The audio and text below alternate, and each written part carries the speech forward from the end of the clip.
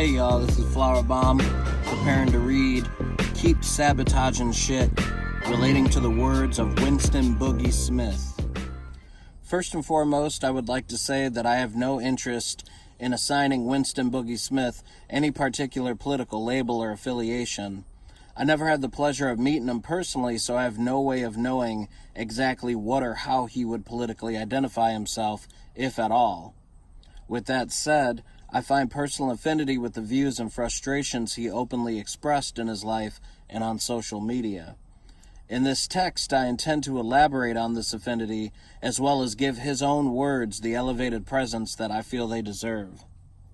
We got guns and bulletproof vests too, or should be able to get them. Why not just rush these fucks and start this war they keep asking for? Winston Smith, also known as Boogie and Wince Me Boy, was killed by police and U.S. Marshals on June 3rd, 2021. There are two different stories of what happened after the state rolled up on him. One side of the story is that Winston was shot and killed after raising his phone to record the police.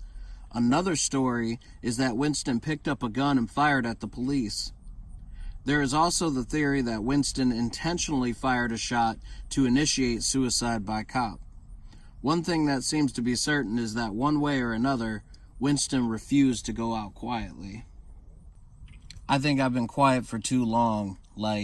All this protest and shit, y'all still coming with y'all hands up, saying y'all surrender, begging for y'all freedom, asking for justice? Is y'all serious? Y'all serious?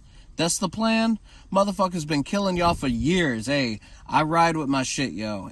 When it comes to me, that's not the plan, yo. Y'all gotta figure out a new plan, and it ain't walking up asking for justice. It ain't asking for nothing. Something wrong with y'all. I'm coming to the protests. I'm bringing some shit they bringing. Winston Boogie Smith was said to have been a joyful person living a busy life as a comedian and a musician. Like many others, he became enraged by the police-involved murder of George Floyd, and subsequently frustrated with passive elements that attempted to dominate and suppress riots around the country. The first thing that comes to my mind is the concern that Winston's words of personal insurgency might not have gained activist recognition the way it did had it not been for his death.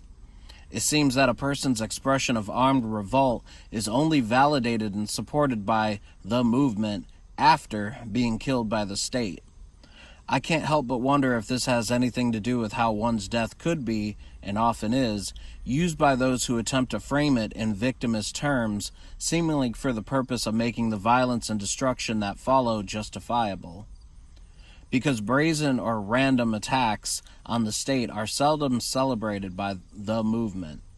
If an attack on the state is not political in nature, or fails to correspond to the moral expectations of the movement, those attacks are disregarded even if carried out by those affected by poverty and/or white supremacy.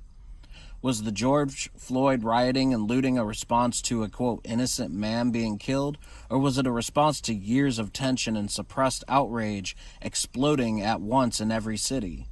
Does the state have to kill an, quote, innocent person for cities to go up in flames? At the root, I put forward this question. Is it victimhood that motivates rebellion, or is it being fed up with the miserable conditions of day-to-day social control? In An Obituary for Identity Politics, I discuss how the most radical voices of a movement, in particular those of individuals of color, are often further marginalized by liberal visions held by groups or individuals of color. And subsequently, radical views held by white people are often shamed with accusations of failed allyship with anarchists of color. In one way or another, people of any race who hold insurrectionary views end up experiencing some form of silencing or shaming. Winston's words of uncompromising hostility toward the state echo the words of so many others drowned out by the shaming and disinformation campaigns waged by proponents of reform and nonviolence. During the rupture of the George Floyd uprising, the moments when liberal chants by BLM were drowned out by the sound of breaking glass, Black individuals who had formed a human chain in order to protect the 3rd Precinct began physically attacking those who angrily refused to back away. Ultimately, those protecting the precinct were dealt with, and the precinct came under full attack by the mostly black but racially diverse crowd of fed-up youth. Only a day later, organizations, groups, and individuals who shared the views of the defeated precinct protectors began spreading disinformation on social media. The violence toward police and their precinct wasn't started by black people, but outside agitators, white supremacists wearing all black. This narrative was not only designed to uphold a liberalized portrayal of black people as mere law-abiding, passive bystanders, but also to suppress and bury any reality of black people using violence and property destruction as expressed forms of rebellion. At its worst, this narrative was then, and continues to be, regurgitated by, quote, white allies who shame and police the actions of white radicals in the name of, quote, anti-racism. Within the political framework of black liberation, this is one of many examples of how moralist ideologies and their black proponents ultimately suppress the same voices they claim to uplift. Black people who express their outrage through property destruction or violence against police are often erased from the pages of history, leaving one to assume that only white anti-authoritarians are responsible for, and capable of, insurrectionary action. Winston Smith was not only a threat to the state by refusing to allow it a monopoly of force, but also to the civil order maintained by those who actively counteracted violent rebellion. Y'all telling motherfuckers to come with their hands up and peacefully assemble? For what? Nah, fuck that. Fuck that. Fuck you, fuck them, fuck anybody who's peaceful right now. Because when Martin Luther King was here, we had 1 million motherfuckers marching saying, let's be peaceful. And now y'all still begging for y'all freedom. So they still shooting y'all down. They must want a war. So get y'all gasoline at y'all gas stations. Despite the possibility of losing love and support from the movement, friends, or loved ones, Winston declared personal war against the state and against all those who he felt protected it. Winston Boogie Smith is not the only black individual to declare war upon the state and its protectors. Black individuals of all different backgrounds have lived lifestyles that included brazen attacks on agents of the state and have existed for years without recognition from the movement. I believe this is because not everyone who fucks shit up is a writer, is, quote, politically correct, or participates in political scenes or organizations. Some individuals don't require affinity with any particular political ideology in order to feel motivated to attack police. From a strategic point of view, which Winston was also vocal about, this way of life makes these individuals a particularly dangerous threat to the establishment. Like hiding in plain sight, these individuals have the most advantage for attacking police or state infrastructure.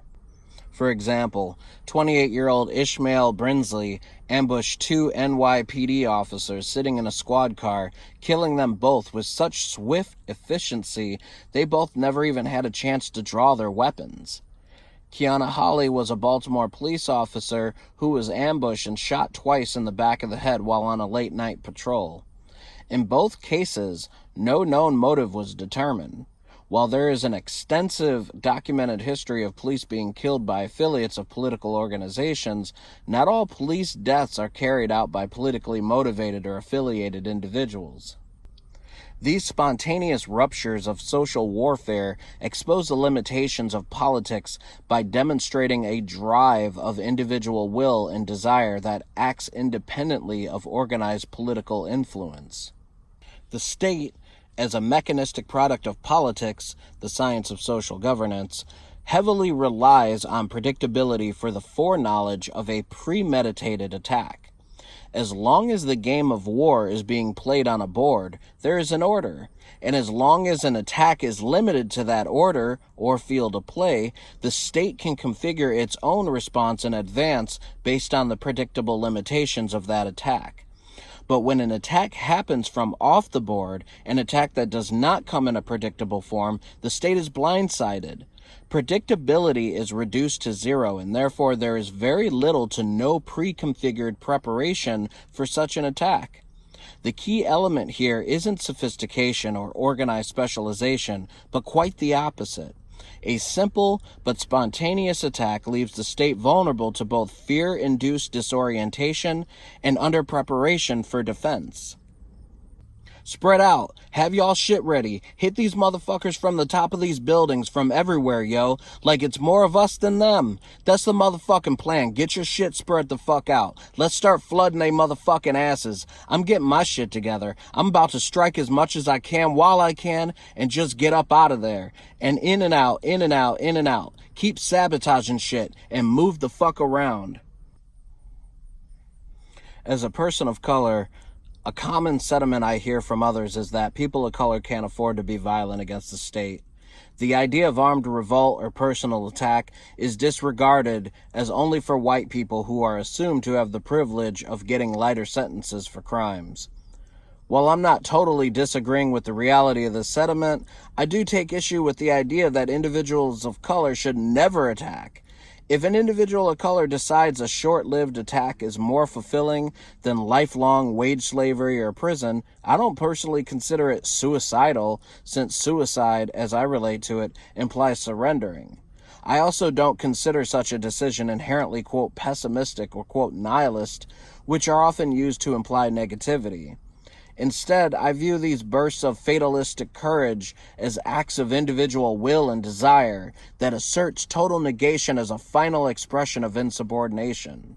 While the reasons for that will and desire could be infinitely complex, ultimately, one's decision to attack without expecting to survive is a demonstration of individual power against social conformity. By social conformity, I specifically mean the collective social pressure that insists a person should live through and endure their daily misery rather than reclaiming their life with enough passion to courageously end it when desired. Winston's choice to declare his life his own doesn't have to be remembered as a, quote, suicide in order to be valid or valuable to conversations about personal revolt. And there is the possibility that this was not a suicide in the traditional sense, since an alternative story suggests that he acted in a final act of self-defense. But for the sake of argument, often born from a moralist interpretation of suicide is a depressing view of hopelessness. Hopelessness is often moralized as disempowering, an interpretation that neglects the power and courage instrumental to creating freedom within bursts of personal emancipation. While I cannot speak for Winston in relation to hopelessness, I can only offer my own perspective. Sometimes hopelessness can also be understood as an experience of clarity, a time and space liberated from the gravity of delusions that ultimately demand energy to uphold. Sometimes, within that time and space, an individual finds the freedom and creative capacity to make decisions based on personal desire rather than social obligations. If there is any, quote, pessimism to be realized here, any awful tragedy to be recognized and understood, it is the tragedy of industrial society absorbing the life force of every individual with wage slavery, normalizing a pessimistic reality where life is transformed into a joyless routine of wage slavery coupled with police brutality or imprisonment. One can comfortably assume Winston understood this all too well, claiming ownership over his life rather than surrendering himself to the state. I'm like, 4 years? I would rather die. I'm ready to die for my freedom. Without having known him personally, I cannot say or assume that Winston Boogie Smith was an anti-authoritarian, an anti-capitalist, or leftist, etc. Winston Boogie Smith lived and died beyond the neat boxes of political categorization, beyond the order of civilized subordination, and more to the topic of this text, beyond the expectations of those who, based on identity alone, claim to represent him. Winston Boogie Smith was more than just another black man murdered in Minneapolis. His words describe a dynamite personality with a fire for rebellion. He spoke a language of personal rage that, past and present, has been the catalyst for cities set ablaze. Rest in power, homie.